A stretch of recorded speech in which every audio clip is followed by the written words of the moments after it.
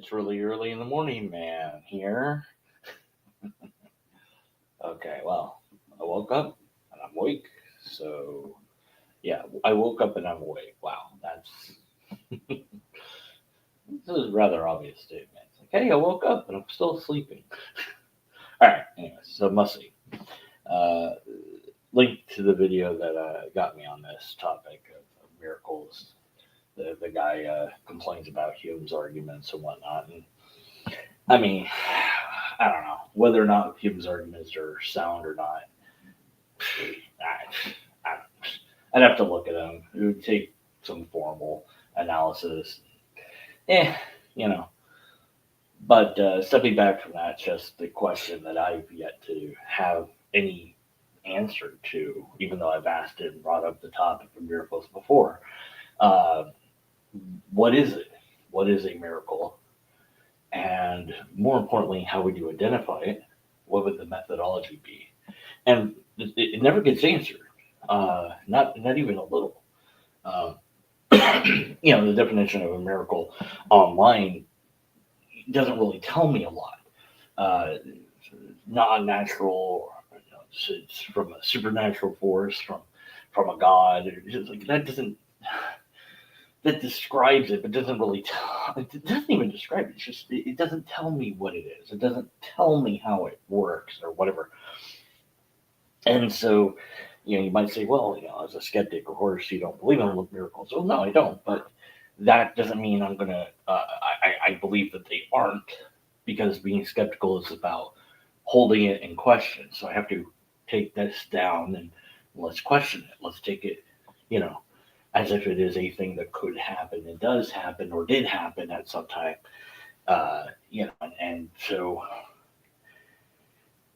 would we recognize it if we saw it, and how would we do it? And so let's take it seriously, and try to apply what logic can be applied to it, and ask some questions, beyond just how is it identified, or uh, what it is, but also whether it's rational to believe in them or not, at least from a logical perspective, because there's certainly social reasons why somebody would believe in anything, let alone miracles. And of course, I'm going to cough because I'm going live, and that happens. My body's like, oh, it's time to cough now. That's all right. We'll edit it out. And yeah, no webcam because I'm standing up and walking. It helps me to think. Um, so I don't know how to identify it or what it is, but I'm just going to go with the Bible stuff and grant all of it. Let's just grant all the miracles. To say there's a God that makes miracles. Now, from the God's perspective, they're not miracles. From the God's perspective, they're all the same. One creation event is as difficult as the next. It isn't even hard. There isn't anything hard. It's just an act of will. Although God does rest, which is odd. But okay, let's set that aside.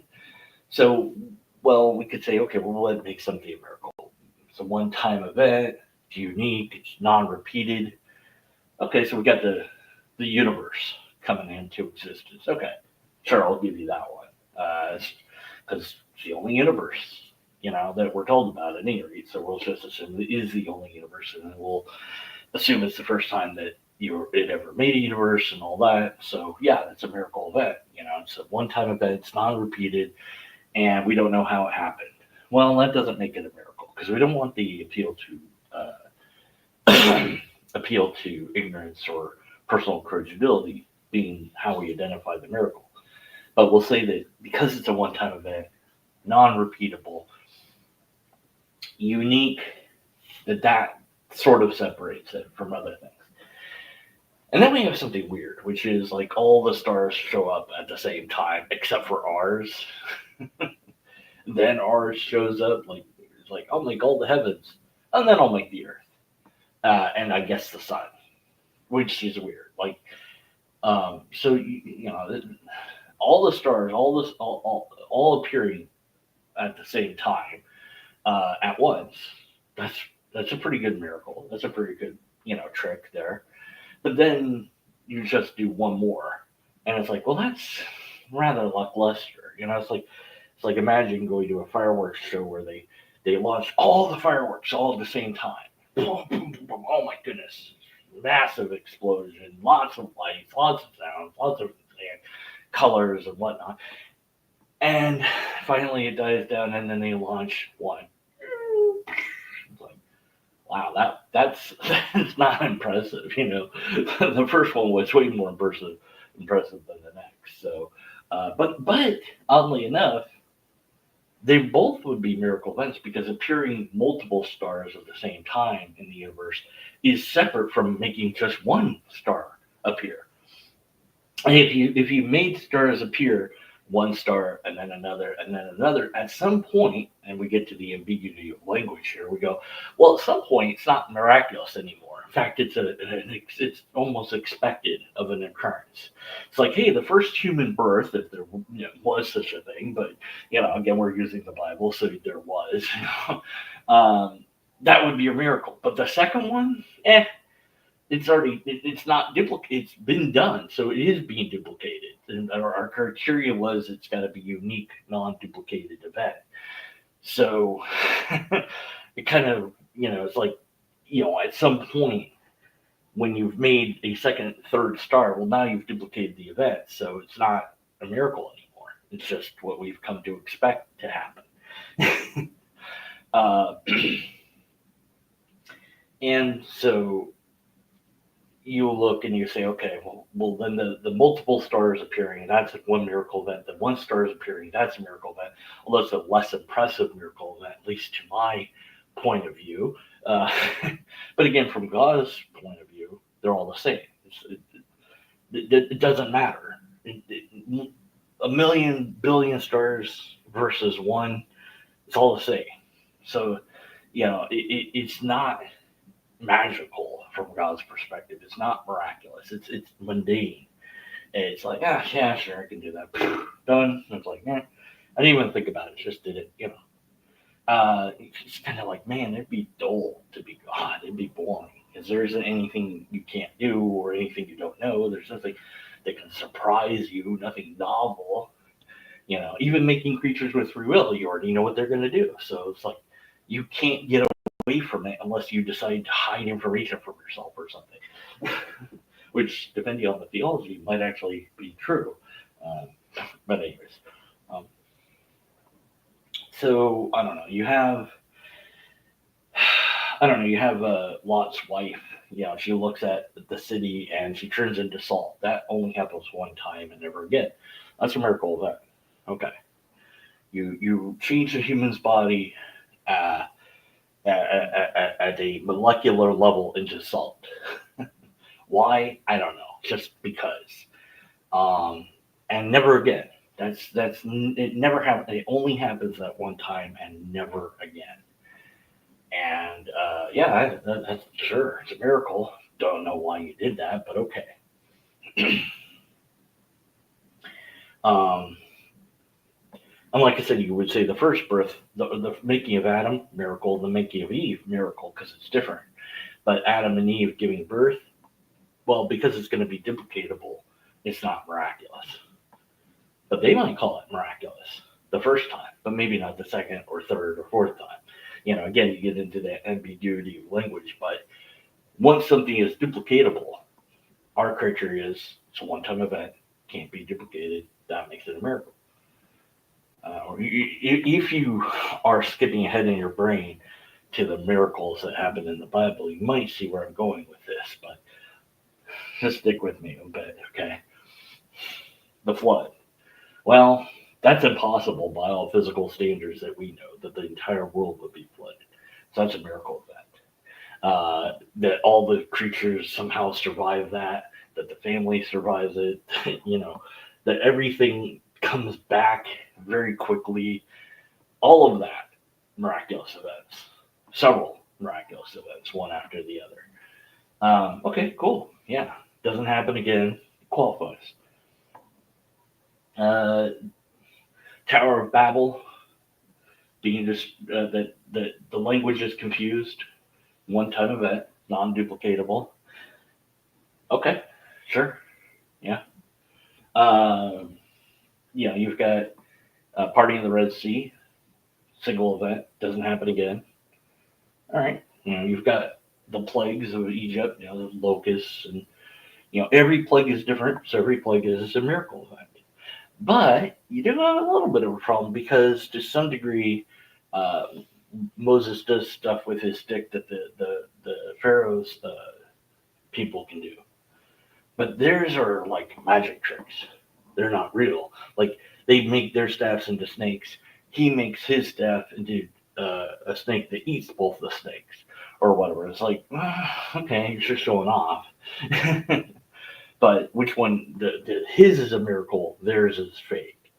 But how do we tell the difference? And that's a good question. Like theirs was theirs was not miraculous. Theirs was they made it look like their staff turned into a snake, whereas his staff really turned into a snake.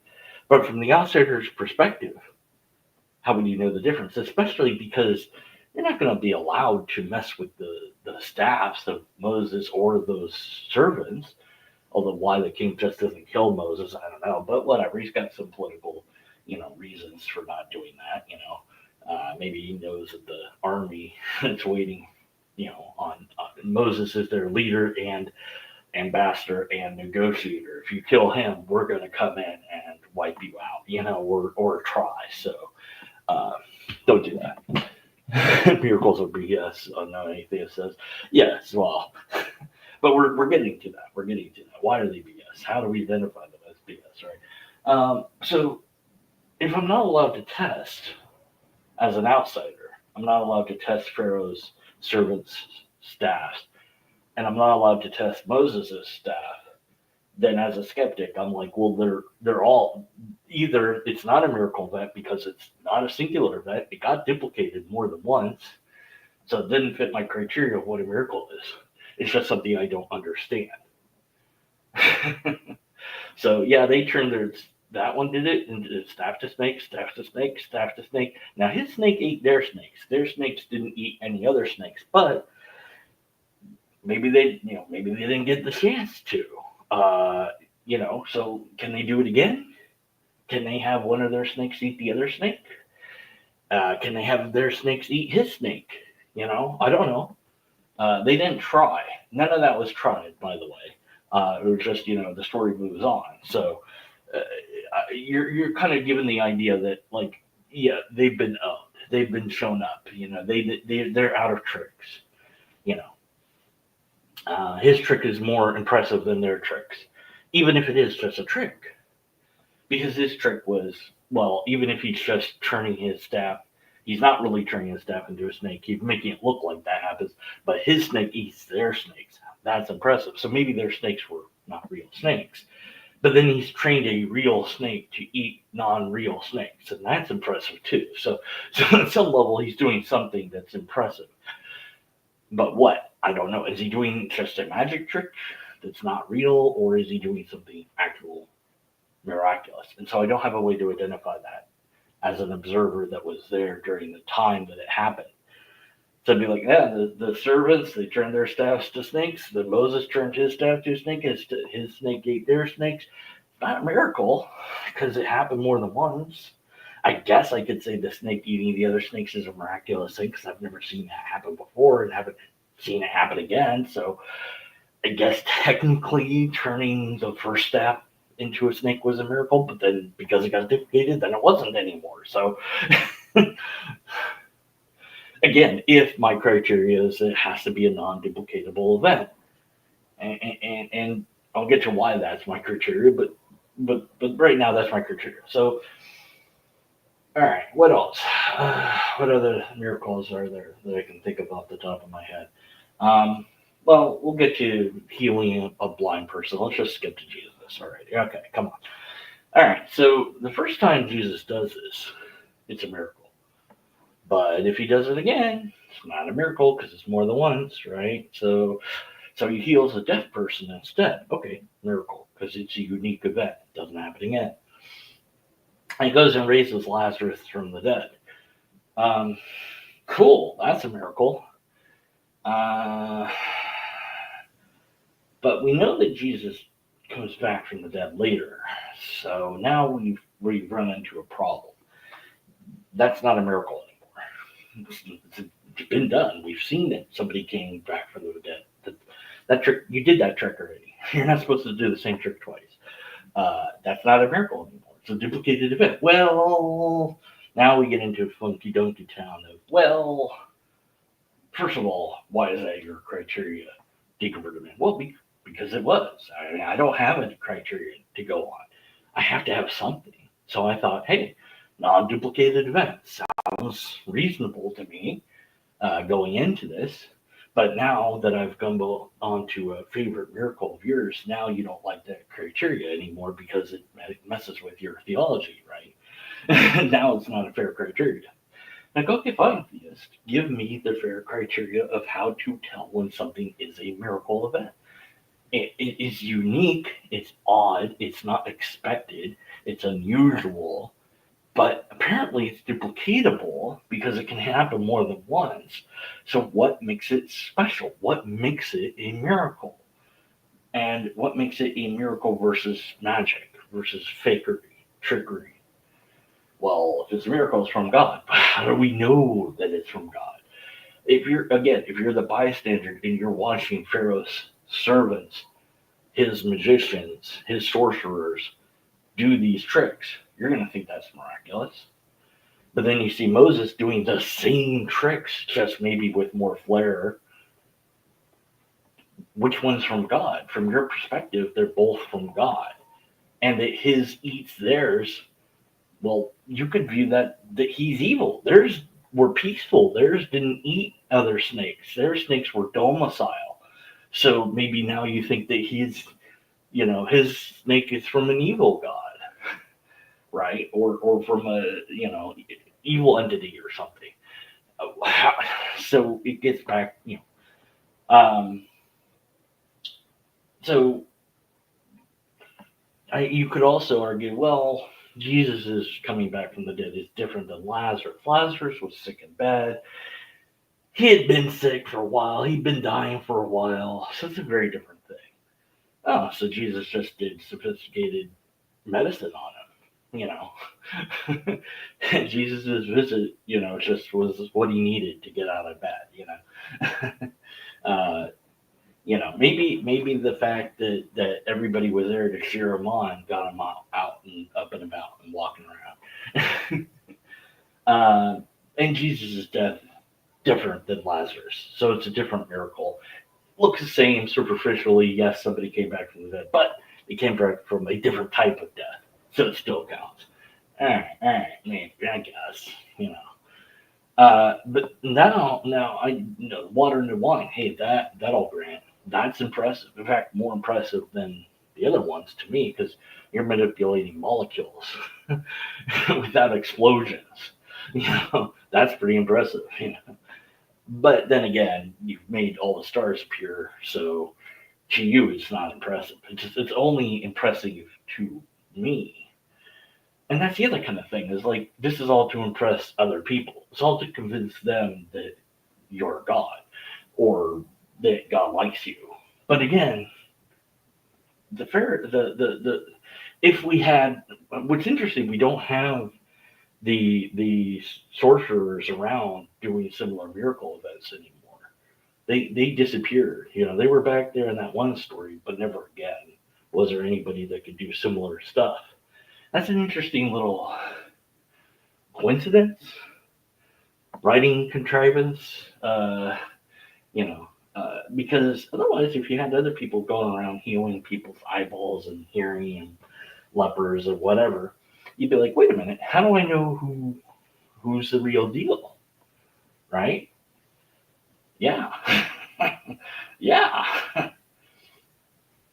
So I think that's that is just because they aren't around now doesn't mean, or at least the story doesn't include them, doesn't mean that somebody else couldn't raise somebody from the dead. Well, we never saw that. Well, yeah, but that doesn't mean that it's impossible. We know it happened, or he did it once. So could somebody else do it? Maybe. And it seems that belief is rewarded. Whoever come out, Peter was it, get it on the water and walk, he's able to do it. Uh, until he isn't. But if you have enough faith, you can move mountains. If two people are gathered in the name, they can do anything, right? So, or they can ask for anything will be given to them. So, and then they're given, the followers are given special powers of tongues and stuff like this that's supposed to be there for spreading the word initially, and then eventually it wears out once enough people have joined the religion, I guess. Although some people think those powers are still active. Although how that works is another question, you know. And so you go, well, now you've distributed your power so that your followers can do certain things that don't seem miraculous. Maybe they seem miraculous the first time, but not the second or third time. Oh, you speak multiple languages. That's amazing. But yeah, people can do that. Oh, well, you've never done it before. Okay, I have to know that that's a fact. you know, so I have to have additional knowledge of this person to know that you're doing a miracle rather than you're just very talented at speaking languages. And then there's the idea, there's two different ideas of what the tongues are. There's the one that's more impressive where all of a sudden you can speak any language and understand any language. And then there's the one where you're just talking gibberish to God, but somebody else can understand that gibberish, which, by the way, that second one doesn't seem to be active in any church at all, because then they could say, hey, this is what that person said, and get it right every time, and that doesn't happen. There'd be a testable way for the tongues to be shown to be a real language, and it hasn't been. And you're like, well, you can only decode it with this one person. Okay, great. Get in several people that speak the tongues and have them decode their words and then ask them what they said. Or do they not know what they said? Okay, let's get in a second person that can decode tongues. It's testable at some level, but it's never been tested. Why? Well, because it's a trick. It's not a miracle, right? If we can't test it, then how do we know? But we couldn't test the resurrection, and we're back to square one. It's like, well, you've never seen somebody come back to life like that. Okay, cool. Yeah, I'll grant that. But how do I know that that's because God versus Jesus is Wolverine from X-Men? Oh, come on now. Well, rapid regeneration of cells, possible, highly unlikely given evolution, but not outside the realm of possibility. You know, maybe he regenerated just enough to stay around for a few extra days and then died. But it says that he ascends back into heaven. Well, maybe they saw him die, but they viewed that as an ascension back to heaven. I don't know. How did he float up into the sky? Maybe there was a tornado. I don't know. There's all sorts of possible things. Now, what about the parting of the Red Sea? There was a really strong wind that day. Very convenient, but maybe, you know. So we could say that these are fully natural events, just that the people mistook them for non-natural events. And just saying, well, but we've never seen it before or since. Well, yeah, but that adds to my skepticism, not my ability to identify that it really happened. And say, well, what's the evidence? Oh, there are people that said that it happened. Yeah, well, but people can be wrong and people can lie. Well, they couldn't have lied. Why couldn't they lie? Well, they died. They died. Wait, what do you mean? They died saying that was true. Okay. Did they die saying that it was true with the caveat that if they admitted it was a lie, that they would be spared? Well, nobody was under that situation. None. Zero. We have zero evidence that ever happened. But we do have evidence that people that are tortured will say anything. So torture is an ineffective method of getting the truth. People will lie while they're being tortured. They will say what the person wants them to say. But we also have that people did die for their beliefs. The Jews, for example, tortured by the Christian missionaries. It's like, hey, convert or die, and they decided to die instead of convert. Well, why? What was the problem? You could convert and then but secretly you're not converted. Well, they kill you either way. That's the problem. It's just the thing is you die sooner rather than later. We're not going to torture. We'll just kill you if you convert. But if you don't convert, we'll torture you and then we'll kill you. Okay, well, why not choose the first option? But why give them the satisfaction, right? So the whole idea of people dying, not dying for a lie, I don't think that that's a true idea at all. I think the opposite is true. People die for lies all the time. Lies they know are lies. Do you really think that if you could capture Kent Hovind and hold him prisoner somewhere, where nobody knows where he is, and torture him long enough that he would say that he knows evolution is true? Do you really think that you can get him to confess? Because he does. He's got to know by now. He's been shown. I mean, let's say you put on, hours of lectures for him to watch about evolution so that nobody could misunderstand it, that even at his dumb level, that he could understand it. And then you're like, okay, do you get it now? He would still say no to it, right? Because I watched him in the debate where the guy was explaining dogs and evolution of dogs. And he's like, well, hot dog, you name it hot dog, but that doesn't make it a dog. He's just saying stupid stuff like that. And I'm like, okay, do we really think that if we tortured this guy enough, that he would repent, that he'd relent, that he'd admit that it was bullshit? I don't think so. Now, I don't know that we can actually do the experiment. Kind of unethical, pretty illegal. So, hey, but if you do it, let me know how that goes. Not that I'm saying you should. For YouTube's reasons, I can't encourage that. And I didn't. Don't do that, actually. Please don't delete me, YouTube. It's a thought experiment. Oh my God. Hopefully the moderators will know that by now, but who knows? Regardless, so the skeptic is saying, look, however many people you have for real, even if we say, oh, well, 500 people saw that Jesus was alive and were able to know who Jesus was, and it's all verified. We talked to all of them. We have all their names, addresses, they all said the same thing. Okay, cool. I don't know why those records aren't included. It just says the 500, but why it's such a round number, I don't know. Whatever. Sure, we'll just grant that. Cool. They could all be wrong. They could all be lying, right? Yeah, they could be. Maybe somebody, looked like Jesus. I don't know.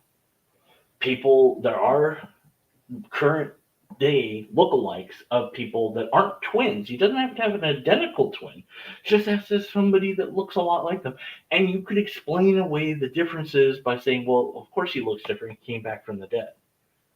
Well, how do you explain the holes in his arms? Well, you could do makeup. Or you could actually put holes in his arms. Why not? Yeah. A person could survive that if they're dedicated, enough and with the right, way of doing it. You could do it. Not saying that that's what happened. I'm just saying it could happen. So they could all be wrong. How do I know? How do I know? And you say, well, given the choice between one alternative to the other, what do you choose, right? And that's Hume's thing. Hume's all about this probability thing. And I'm like, well, the probability of miracles is zero until you demonstrate that a miracle is even a thing in my book. But granting for now that miracles are a thing, I'm saying, fine, they're a thing.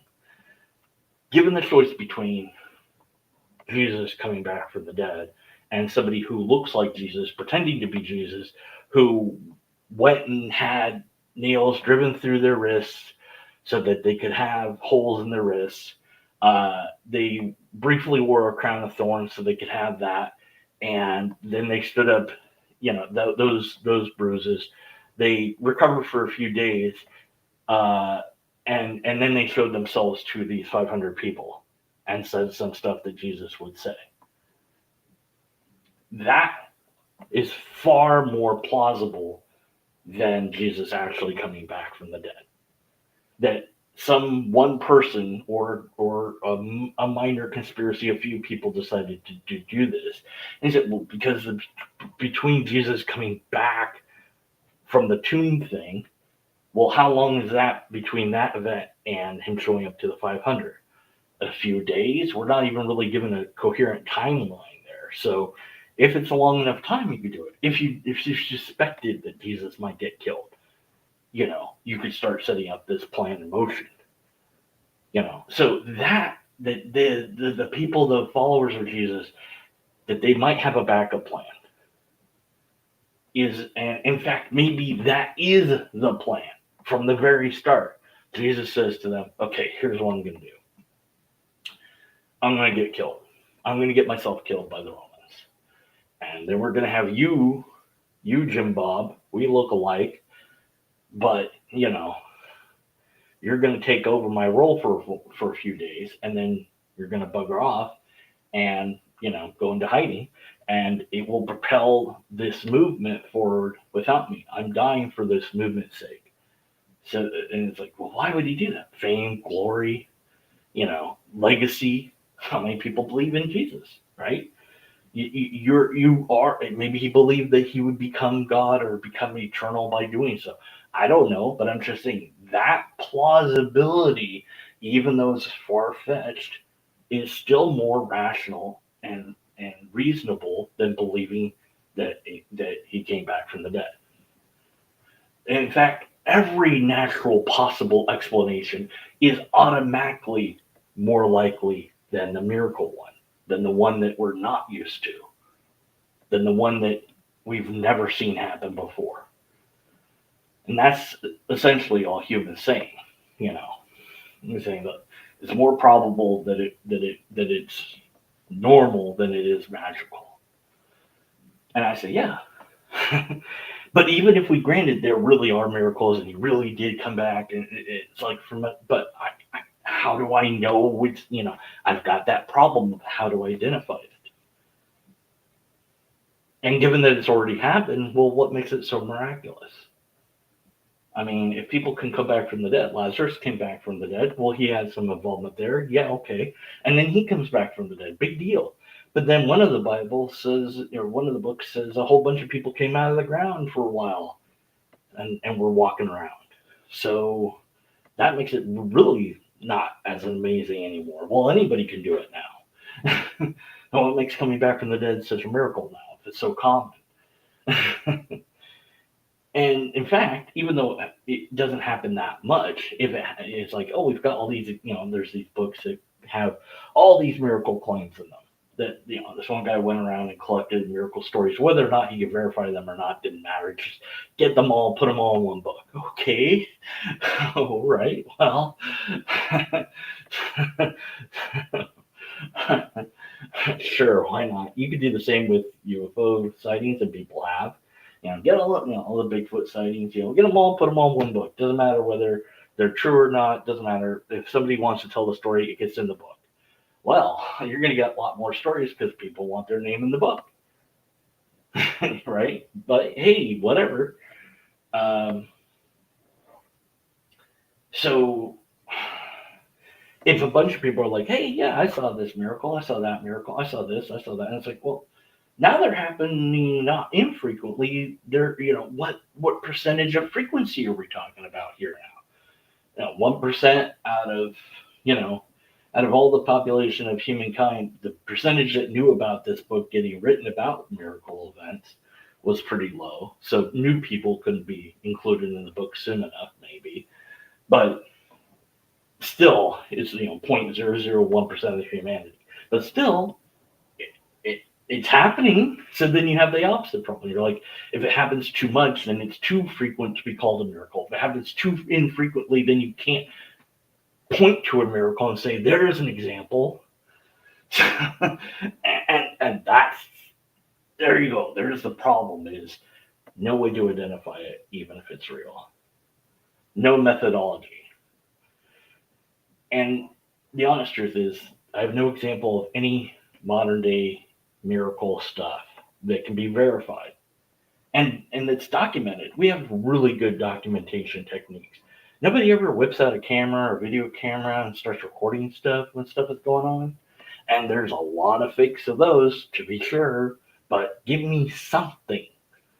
But the majority of time, it's just people saying that they saw something.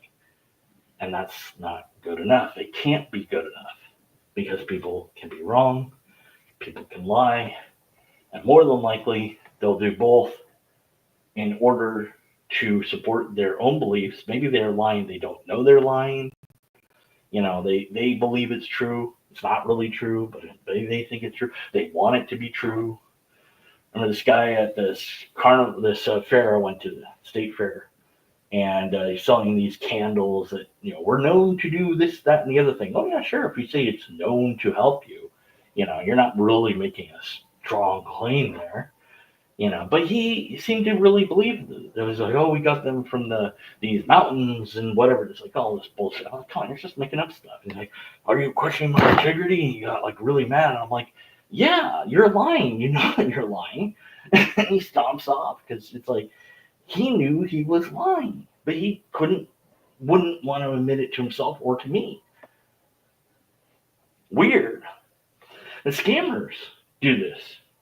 The person will tell them, I know your real name. I've read it from your computer. Your name is blah, blah, blah. I can see right now, this is what you're wearing. This is what you look like. And then they'll be, look, here's a picture of you that I'm showing you on the computer. Are you willing to admit you're a scammer? No, I'm not a scammer. Now, some people will say, yeah, okay, you got me. But amazing that people won't admit it, even though they're caught red-handed. I've been watching the cop thing, people getting arrested. I didn't do anything wrong. Yeah, okay, yeah, sure. I'm not resisting as they're resisting. I can't breathe. If you're talking, you're breathing. Everyone's always injured. Oh, my knees are broken. I can't move my knees as they walk towards them. I don't have a weapon as they pull out a weapon. I'm not trying to shoot you as I shoot you. The cognitive dissonance that people have is amazing. So all of that, that's what I, as a skeptic, have to deal with. And you're telling me, no, miracles are completely irrational to believe in because a lot of people said that they saw a miracle a long time ago. I don't care if it was today. I don't care how many people you have. The entire world, except for me, sees a miracle. Now what? Well, how do I know? I don't know. What did you see? You go, but really, deconverted man, come on. The entire, everyone sees something, and everyone calls it a miracle. And you're still going to be skeptical? I hope so. I hope I would be, because it's an appeal to majority. Just because everyone thinks it's a miracle, that doesn't make it a miracle. I didn't see it. But even if I saw it, what did I see exactly? And it's like, this is the question. I have a short story. I've put it up a couple different times. I've told it a few times. It's worth retelling. I think one of these days I'm going to get somebody that animates. Maybe he already wrote it. Will do it for me because he loves me. Question mark? I don't know.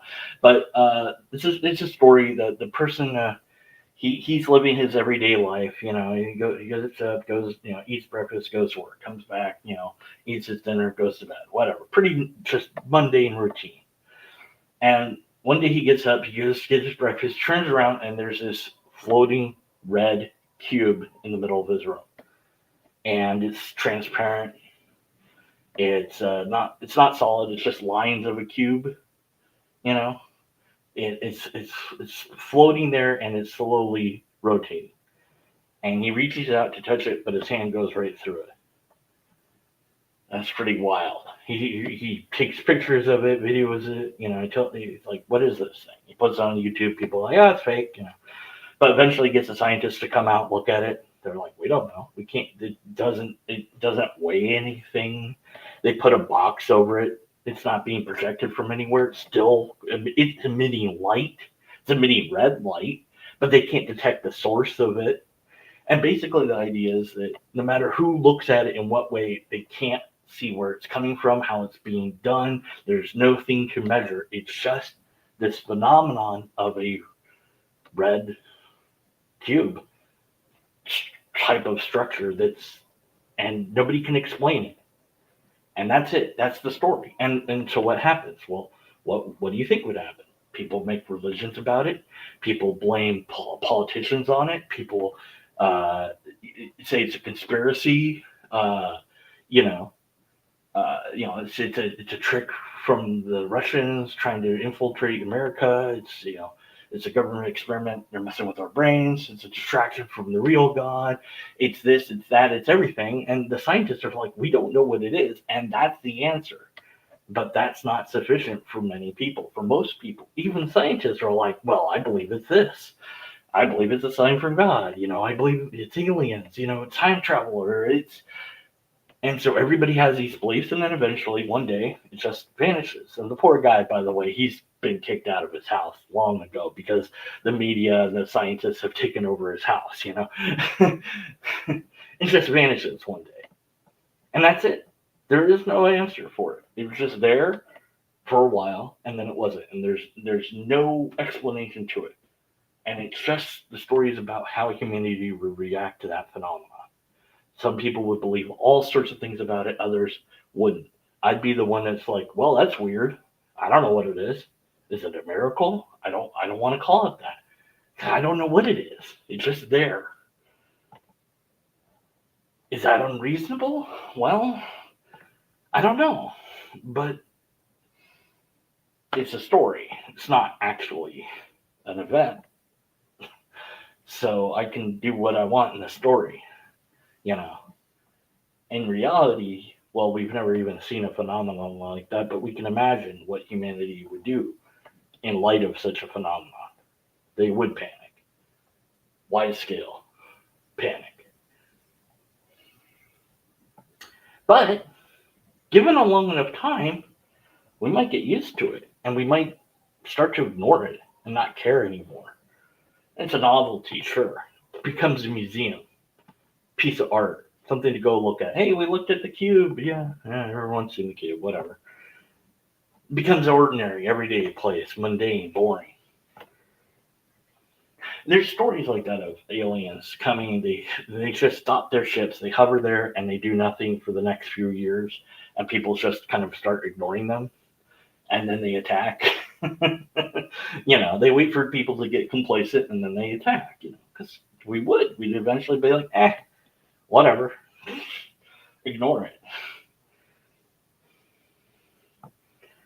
Um, but so is that why God's so hidden? It's because if God was revealed, it would become boring to us and mundane and everyday. Well, then it wouldn't be God, right? Then what's so special about living with God forever? Then it's going to become boring. What's the point? So yeah, some mussing there on miracles, and no, I don't think it. I think that as far as logic goes, I don't have a logical way to say that it's rational to believe that they are, even if they were. But I don't even have a way to identify them, and nobody's even presented one. So, what's your methodology? What is it? How do you know what it is? How would you identify one? What tests can be run on it? These are the questions I would love to have somebody answer, but I don't think anybody will. Until next time, be skeptical, and after next time, stay skeptical.